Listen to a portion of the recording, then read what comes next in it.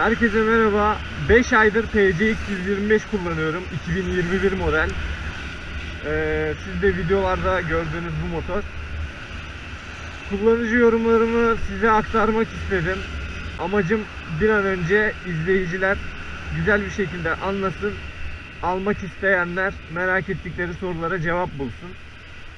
Merak ettiğiniz bir şey varsa da yoruma yazabilirsiniz. Benim söylemediğim şeyler varsa. Şehir içi bir kere aşırı kıvrak bir motor. Hani şurada size gidonu gösterebilirim. Normalde bir motosikletin gidonu hadi racingse böyle dönüyor. Scooter'sa hadi bu kadar döner.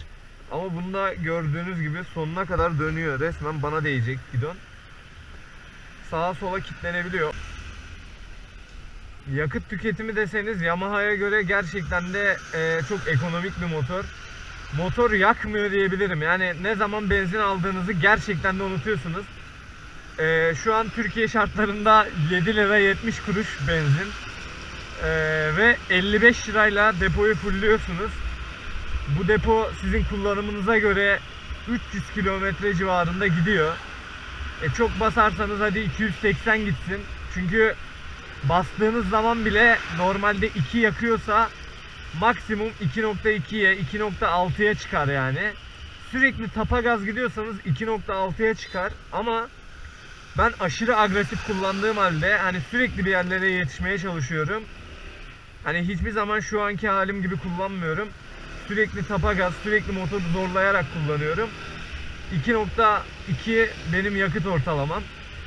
Mesela böyle sahil yolunda yolun açık olduğunu düşünelim. Sakin sakin gidiyoruz 30'la 40'la. Bu takdirde motor kaç yakıyor? Sizle birlikte de deneyelim. Yakıt tüketimini sıfırlıyorum.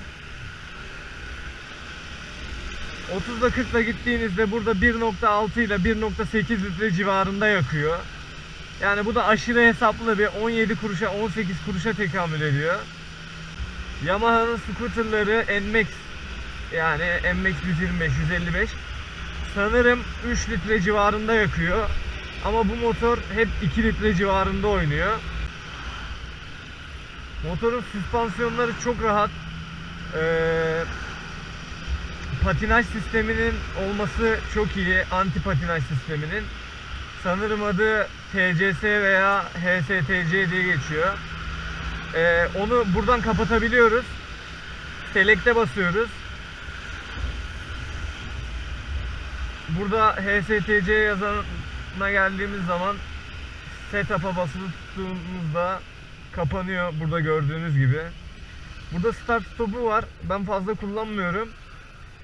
Açalım şimdi. Size de göstereyim start stop'u. Bu arada start stop'la kullandığınız zaman yaklaşık 0.1-0.2 yakıt tüketiminde tasarruf sağlıyorsunuz.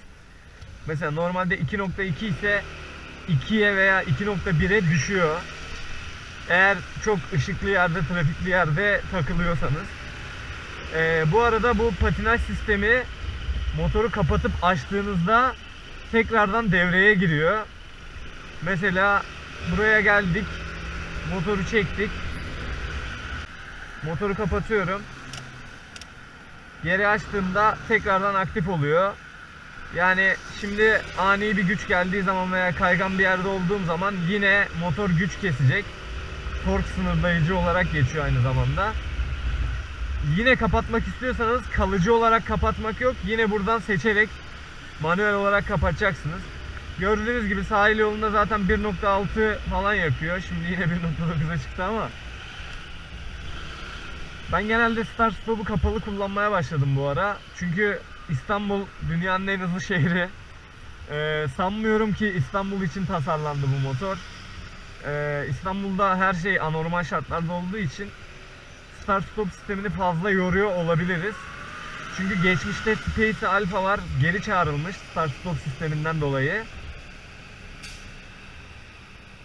Kablolar, start stop'un beyne giden kabloları fazla ısındığı için İstanbul şartlarında daha önce beyni yakmış veya kablolar işte kendini eritmiş tarzında şeyler duydum. Hepsinde olmamakla beraber aynı zamanda 30.000 kilometre Space Alpha kullanan biri de geri çağrıldığı zaman start stopunda hiçbir sorun olmadığını söylemişti. Bu da önemli bir detay. Bana sorarsanız günlük hayatta motor kullanan bir insansanız çok da önemli değil, yani açık kullanabilirsiniz. Ama kuryelik yapıyorsanız ara sıra açın, ara sıra kapatın diye düşünüyorum. Bu arada kuryelik için uygun mu diye soran bazı arkadaşlarım vardı. Bence bu motor kuryelik için en uygun motorlardan biri. Sebebi de şu: günlük hayatta kullanan insanlar yağmurda, çamurda, karda motorunu genelde kullanmıyorlar. Yani %70'i kullanmıyor ama kurye olduğunuz zaman mecburen kullanmak zorundasınız motoru sürekli. Yağmur da yağsa siz çalışıyorsunuz, kar da yağsa siz çalışıyorsunuz. Karlı havada test etme şansım olmadı. Kar çünkü gerçekten aşırı anormal bir durum. Kar ve tuz motora çok zarar veriyor. Ama yağmurlu havada ani fren yaptığınızda ABS gerçekten de kitlemeyi önlüyor. Ön fren ABS, arka frende ABS yok. Arka frende disk fren bile yok.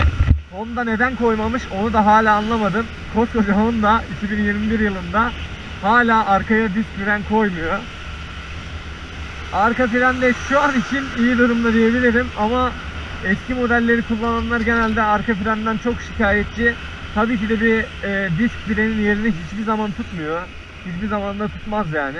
Motorda kombine fren sistemi de var. Ön frene bastığınız zaman arka freni %25 sıkıyor. Arka frene bastığınız zaman da ön freni %25 sıkıyor. Bana bunu 4 ay sonra söylediler. Daha doğrusu motoru alırken biliyordum aslında ama unutmuşum tamamen. Ben böyle bir sistem yok gibi kullanıyordum motoru. Geçenlerde bakıma gittiğimde söylediler bana ve ben 4 ay boyunca hiç fark etmedim. Onu da söyleyeyim, yani belirteyim. Belki de çok faydası olmuştur. Belki de hayatımı kurtarmıştır. Ama benim hiç aklıma gelmemişti böyle bir özellik olduğu. Motor bu arada Michelin Grip City lastiklerle geliyor. Bir scooter için şehir içi, şehir dışı genel anlamda en iyi, en mantıklı olan lastik o. Ayrıca PCX ile en iyi uyum içinde çalışan lastik de o. Şurada da ani fren yapalım. Gördüğünüz gibi ABS devreye giriyor. Koltuğun altına bir tane tam kask sığıyor. Bir tane de açık kask sığıyor sanırım. Hani şu arkadaşın kaskından. Başka söyleyeceğim neler var? Garantili olduğu için mecburen servis bakımı yaptırıyoruz hepimiz, tüm alanlar. Ya bazıları tabi diyor ki Honda zaten bozulacak değil, garantiye zaten ihtiyacımız yok, ne gerek var servis bakımı yaptırmaya diyor. Bence onlar da haklı. Ben kaç bin kilometredir kullanıyorum, herhangi bir sıkıntı yaşamadım. Herhangi bir tekleme bile olmadı yani motorda. Ağır bakıma gittiğiniz zaman 8000 kilometrede ağır bakımı var.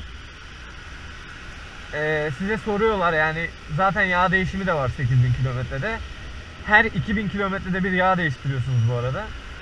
8000 kilometrede size soruyorlar motorda herhangi bir titreşim, çekişte düşme, herhangi bir debriyaj problemi hissediyor musunuz diye soruyorlar. Yani siz ne kadar anlıyorsanız ona göre soruyorlar açıkçası. Motordan anlamayan biriyseniz işte çekiş düştü mü, titredi mi diye soruyorlar. Birkaç kolay soru. Siz de düşmedi diyorsunuz. Diyorlar ki o zaman sizin debriyajınızı, yani ağır bakımınızı 10.000 kilometreye aktaralım diyorlar. Böylece hani bir tık daha ekonomik oluyor sizin için. Zaten PCX'in kayışı kolay kolay eskimiyor. Şurada da Bebek Yokuşu dediğimiz bir yer var. Orayı deneyelim sizle birlikte. Buradan mı çıksak, diğer taraftan mı çıksak? Şuradan Nispetiye'ye çıkalım. Genelde scooter alanlar, özellikle 50'lik alanlar o yokuşta yani tıkanıyor veya işte çıkabilir miyim, çıkamaz mıyım diye düşünüyor. Mesela geçenlerde Activate'i olan biri geldi. Dedi ki abi işte buralarda yokuşsuz bir yol var mı Nispetiye'ye çıkabileceğim. Ben de arka taraflardan köprü bağlantı yolunu tarif ettim. Adamın motoru bayağı bir bakımsız olduğu için kayışı da aşırı salmış kendine. Yokuşta gerçekten aşırı tekliyor. Debriyaj kötü durumda adamın. Mecburen oradan bir yerden çıktı. Bu arada 10.000 kilometre bakımında benim kayışım iyi durumda olduğu için kayış değişmedi. Debriyajımı temizlediler, bujimi temizlediler. Hava filtrem aşırı pisti. Gerçekten çok pisti. Simsiyah olmuştu. Buyurun. Geçmek istemiyorum.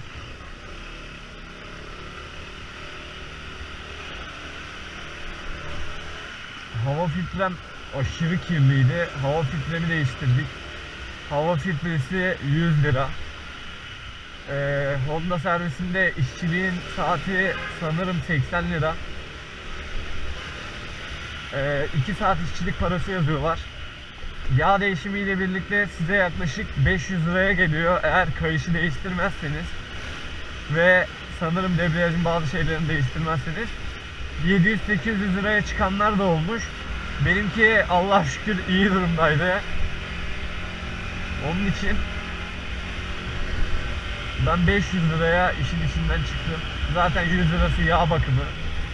Onu da söyleyeyim, yağ bakımında 100 lira alıyorlar. İlk bakımda sadece yağın parasını ve tapa pulunun parasını alıyorlar. Yağı ben Motul koyduruyorum. Size soruyorlar Honda yağı mı koyalım, Motul yağı mı koyalım diye. Bu arada burası bayağı dik bir yokuş. Normalde insanlar çıkarken sıkıntı yaşıyor. Ben tapa gazda bile değil, çeyrek gaz, yarım gazla rahat rahat çıkabiliyorum. Bu arada önümdeki de Mini Cooper'ın en sevdiğim serisi R56 kasa. Yani 2006 ile, yani 2006'dan sonra çıkıyor. 2007 ile 2013 arasındaki kasası. Arada bir makyajlı kasası da var tabi. Neyse, konumuz Mini Cooper değil. Honda'dan devam edelim. 60 lira yağ parası alıyorlar Motul. 5 lira tapa pulu parası alıyorlar, 65 lira. İşçilik ücretine 35 lira yazıyorlar. Ama ilk bakımınızda, yani rodaj bakımınızda 1000 kilometrede herhangi bir işçilik ücreti yazmıyorlar. Yani 65 liraya çıkıyorsunuz. Sonraki yağ bakımlarınızda standart 95 lira 100 lira arasında çıkıyorsunuz. 20 dakika yazıyorlar işçiliği. Başka söylemem gereken bir şey var mı? Bu motorun göstergesi kronik olarak aşırı fazla çiziliyor. Şu anda pis olduğu için kirli, yani aslında benimki çizik değil de. Normalde bu motoru aldığınız zaman direkt ekran jiletini yaptırın. Bakın ben bir tane jiletini taktırdım. Maliyeti 70 lira civarı. Ama çok kötü durumda, çok çizikli durumda olmasındansa yani geleceğe dönük bir 70 lira verin. Kafanız rahat olsun. Normalde üstüne dokunmaya bile çekiniyordum. 2 ay boyunca üstüne dokunmadım. Dokunmadığım halde çizilen yerleri oldu. Gerçekten o kadar adi bir mal ki yani. Honda'nın tek memnun olmadığım şeyi bu. Motorun fiyatına gelecek olursak, yani normal şartlarda bu motora 40 milyar kesinlikle uygun değil, yani 37 veya 40 milyar. Yani Dio 25 milyar şu anda. Bu motor 37.500 lira veya 37.750 sanırım. Dio'da şöyle bir şey var. Patinaj sistemi yok, anti patinaj sistemi yok, ABS'si yok. İşte bu kadar büyük bir scooter değil. Hani 2 kişi kullanabileceğiniz, yani uzun yola çıkabileceğiniz bir scooter değil. Daha doğrusu çıkarsınız ama PCX kadar rahat çıkamazsınız. Su soğutmalı değil. Bunların hepsi ciddi şeyler bence. Ama Dio'da geleceğe dönük çok iyi bir yatırım. Çünkü ActiveS ve Space'nin yerini Honda Dio alacak bence. Ben Dio'nun da test sürüşüne çıktım. Güzel motordu, beğendim. Atik bir motor, güzel bir motor. Aralardan geçerken aşırı rahat. Çünkü gidonu daha dar. Bu arada Honda'nın tabi PCX'in gidonu birazcık geniş. Ama yine de rahat ediyorsunuz ya. Yani ben bir sıkıntı yaşamıyorum. Ara sıra servislerin aynasına falan değmemek için böyle durduğum oluyor. Onun haricinde bir sıkıntı yaşamadım. İlk aldığınızda biraz tereddüt ediyorsunuz aradan geçerken ama sonrasında ne kadar alışırsanız o kadar rahat geçiyorsunuz.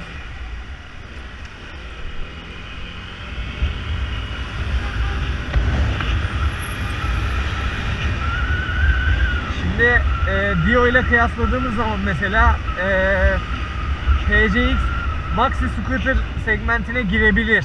Hani Maxi Scooter sayılabilir. Çünkü gerçekten de rahat.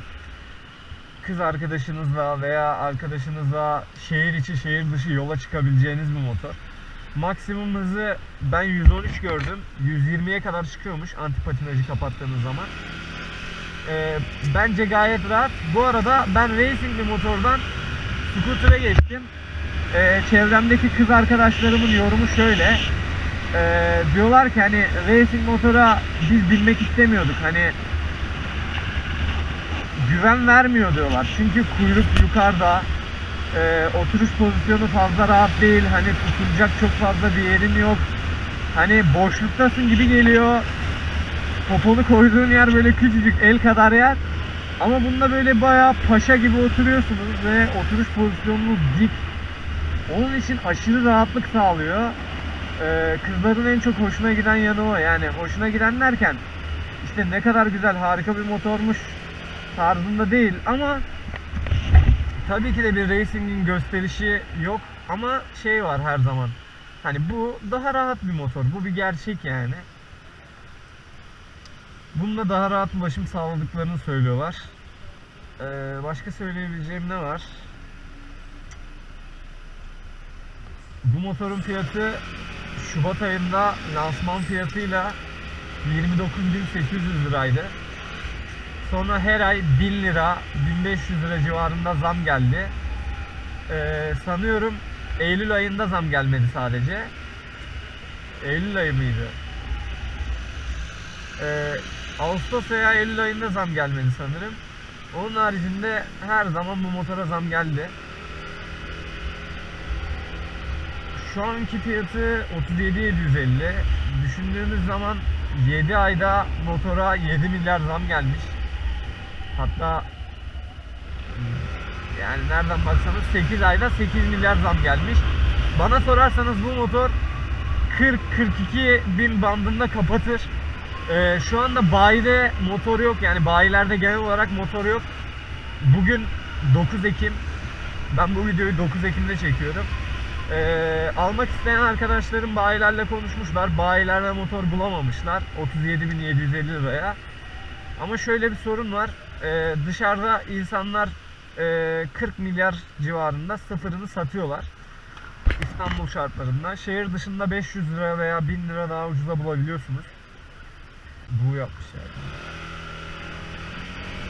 Neyse. Bana sorarsanız sıfır motor kimin elindeyse fiyatına onun karar vermesi gayet normal bir şey. Çünkü bayi 37.750 diyor ama 37.750'yi verdiğiniz zaman, parayı bastığınız zaman size motor satamıyor. Yani malın sahibi olmayan birinin size fiyat vermesi birazcık mantıksız geliyor bana. Bu motorun sıfırından Türkiye'de kullanıcılarda varsa, evlerinde duruyorsa, satmak için almıştır veya başka bir şey için almıştır, satmaya karar vermiştir. Yani beni hiç ilgilendirmez. 40 milyar istiyorlarsa bu motorun piyasası 40 milyardır. Sıfır piyasası. Çünkü bayide yok. Yani siz gidip de o adama 37.750'ye ver, bayide bu fiyat, liste fiyatı bu fiyat diyemezsiniz. O adam bayi değil. Bayi de burada herhangi bir fiyat veremez bence. Yeni motor getirene kadar bence bayinin fiyat verme hakkı bile yok. Yani ben bunu bir kara borsacılık olarak veya başka bir şey olarak görmüyorum. Nasıl millet ikinci el motoruna istediği fiyatı söylüyorsa veya sattığı bir hamburgere, tosta istediği fiyatı söylüyorsa yapacak bir şey yok. Onlar da isteyecek yani. İhtiyacı olan da alacak. Şu anda herkes işte Getir'e girmeye çalışıyor, Trendyol'a girmeye çalışıyor veya başka firmalara giriyorlar. Bu motor da satılıyor yani. Alan kişi için bence kullanacak da olsa, saklayacak da olsa iyi bir yatırım olduğunu düşünüyorum. En azından hani yatırım olmasa bile çok fazla değer kaybetmeyecek arkadaşlar, öyle düşünün. Çin malı motor alsanız bir sürü derdi tasası var. Sürekli bozulacak motor. İşte onun masraflarıyla falan uğraşacaksınız. Ama Honda'yı 10 binlerce kilometre kullanacaksınız. Honda'nın motoru yaklaşık 100 bin, 120 bin gidiyor. Ben daha Honda PCX işte 50 binde motor kırdı, 80 binde motor kırdı diyeni hiçbir zaman duymadım. Kaç senedir motosiklet kullanıyorum. Motorcu çevrem var o kadar. Hiçbir zaman duymadım.